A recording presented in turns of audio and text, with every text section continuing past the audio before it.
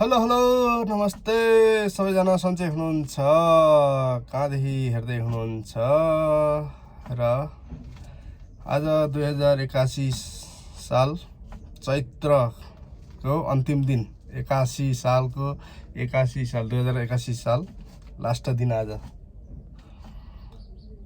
अर्थात् चैत 31 गते भोलिदेखि नयाँ वर्ष छ र सम्पूर्ण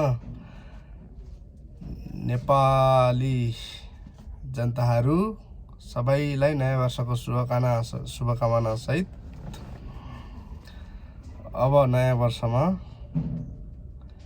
केही परिवर्तन हुन जरुरी छ हैन। नयाँ वर्ष सँगसँगै हाम्रो देशमा पनि धेरै परिवर्तनहरूको जरुरत छ र अहिले जताततै आन्दोलन भइरहेको अवस्था छ हैन। अस्ति पनि अब यहाँ वीरगञ्ज कता लफडा भयो। अब चाहिँ आफू भाइ लड्ने हैन, एकअर्का प्रति दुश्मन भनौँ न। समाजमा देशमा समाजमा गाउँमा हैन, सोसाइटीतिर कतै पनि आफू भाइ लड्ने होइन। अबको लड्ने पालो भनेको सबैजना गाउँदेखि भनौँ न, नेपालको जुनसुकै कुनादेखि कुनाको गाउँ हुन्छ, काठमाडौँ सबै मिलेर अबको मेन आन्दोलन भनेकै देश बचाउ हो। देशको लागि लड्नुपर्छ, किनकि सब हामी नेताहरू ले गर्दा नि अहिले नेपालमा चाहिँ कोही एमाले पार्टी, कोही काङ्ग्रेस, कोही माओवादी हैन, कोही राप्रपा, कोही अब अहिले स्वतन्त्र भएर भयो र अब चाहिँ अब जति पनि पार्टीको झोला बोक्ने झोलेहरू भन्छन् नि मान्छेले, त्यो कुराहरूलाई चाहिँ छोडेर, पार्टीको झोला बोक्न छोडेर जति पनि हुनुहुन्छ अब देशको लागि भनौँ न, देशलाई नराम्रो गर्ने अथवा देशको अलिअलि पैसा खाने मान्छेहरू त अब उनीहरू अलि ठुलै झोलेहरू भए, उनीहरूलाई गाह्रो छ। तर अब सानो झोले भनौँ न, पार्टीले पनि चाहिँदा मात्रै, आवश्यक पर्दा मात्रै खोजी हिँडेको र अरू बेलामा चाहिँ त्यत्तिकै पार्टीको नाम मात्रै दर्ता भएको, मात्रै नाममा मात्रै दर्ता भएको, तर काम भने केही छैन। सिर्फ भोट हाल्ने बेला मात्रै औँठा छापको मात्रै जरुरी भएको मान्छेहरू चाहिँ अब पार्टीको झोला बोक्न छोडिदिनुहोस्, किनकि अब पार्टीको झोला बोक्ने होइन। अब नयाँ वर्षको सुरुवातबाट नयाँ के सुरुवात गरौँ भने सबै पार्टीको झोला बोक्न छोडिदिउँ, पार्टीभन्दा माथि उठेर नेपाल र नेपालीको लागि भनेर अगाडि बढौँ। आफ्नै दाजुभाइ भनौँ न, दाजुभाइ, सोसाइटी सबै कुराहरूलाई छोडेर अब भाइ लड्ने होइन। एउटा काठमाडौँ मान्छे, पोखराको मान्छे, चितवनको मान्छे चाहिँ तपाईँको वीरगञ्जतिर लड्ने होइन। अब सबै नेपाली जनता मिलेर यो भ्रष्टाचारी नेता,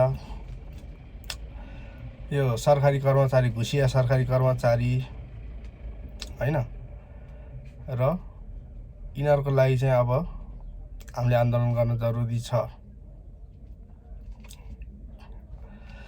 किनभने अब हाम्रै छिमेकी मुलुक भारत हैन त, विदेशीले शासन गरेको देश इन्डिया आजाद भएर भनौँ न, अहिले अब इन्डिया कहाँ पुगिसक्यो। अब हाम्रो चाहिँ कसैको गुलाम नभएको देश नेपाल अहिले पनि यो हालत छ। जनसङ्ख्याको आधारमा हेर्ने हो भने पनि धेरै कम। 3 करोड भन्थे पहिला अब अहिले बढीमा भयो भने 4 करोड पुग्यो होला नेपाली जनता पनि। के अरे नेपालको जनसङ्ख्या पनि 4 बढीमा 5 करोड पुग्यो होला, त्यति हो। तर विकास भनेको जेरो, केही पनि छैन। कतै रहर लाग्दा विकास भनेको केही पनि छैन। हाम्रा नेताहरूले काम नलाग्ने ठाउँमा लगाएर अब भ्यू टावर बनाउँछन्। तर आज पनि कतिपय ठाउँमा चाहिँ मान्छे तुइन चढेर दैनिकी जीवनयापन गरिरहेका छन्। त्यो भ्यू टावर बनाउने पैसाले चाहिँ जहाँ पनि तुइन छ त्यो तुइनलाई हटाएर एउटा पुल हाल्न नसक्ने नेताहरूको पछि लाएर अब हुँदैन, देश विकास हुँदैन। अबको आन्दोलनमा जति पनि माथि भनौँ न पद पाएका मान्छेहरूले त राम्रै होला, जीवनयापन राम्रै चल्ला, जे होला राम्रै होला। तर हामी चाहिँ के को लागि, हामी जनता चाहिँ के को लागि, हामीलाई के हुन्छ भन्छन् अहिले पनि नेपाली जनताहरू। हाम्रो लागि केही हुँदैन भन्छन्। तर हाम्रो लागि नभए पनि हाम्रा छोराछोरी नातिहरू र देशको लागि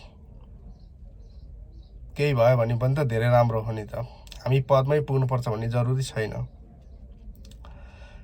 भोलि हाम्रो आन्दोलनले देश परिवर्तन भयो भने, देश विकास भयो भने हाम्रो पनि त जिडिपी बढ्छ। रोजगार, देशमा रोजगार भयो भने राम्रो, स्वास्थ्य फ्री, अनि शिक्षा फ्री, अनि जति पनि के अरे यो खाद्यान्नको आइटमहरूमा आफ्नै देशमा उत्पादन भएर बाहिरी देशबाट आउन परेन भने, ल्याउन परेन भने, र जति पनि दैनिकी जीवनयापनको सामानहरू पनि सुलभ, सस्तो, सुलभ मूल्यमा पाइयो भने त्यही नै राम्रो होइन र? नेपालमै रोजगारी सिर्जना भयो भने त्यही नै ठुलो कुरा होइन र? त्यही भएर नयाँ वर्ष सँगसँगै नयाँ ऊर्जाको साथ अब आफू भिड्ने होइन, सबै नेपाली जनता एकजुट भएर भ्रष्टाचारी प्रधानमन्त्रीका छोराछोरीहरू, जति पनि देशका भ्रष्टाचारीहरू छन्, पुराना नेता, बुढा नेता, यिनीहरू काम नलाग्ने मान्छेहरूलाई चाहिँ देशबाट हटाउन पर्ने जरुरी छ। किनकि यिनीहरूबाट देश विकास सम्भव छैन। यदि सम्भव देश विकास हुन्थ्यो भने